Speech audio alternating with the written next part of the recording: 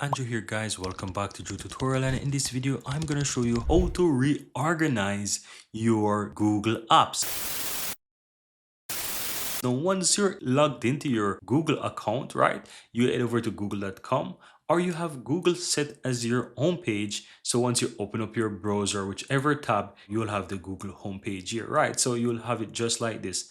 Now all you have to do is just click on the Google Apps here, and these applications, guys, these are the Google Apps, and you can always go ahead and rearrange them as you wish. So let's say for right now I want to have YouTube at the top. I can simply grab it, and as you can see, I can move it around.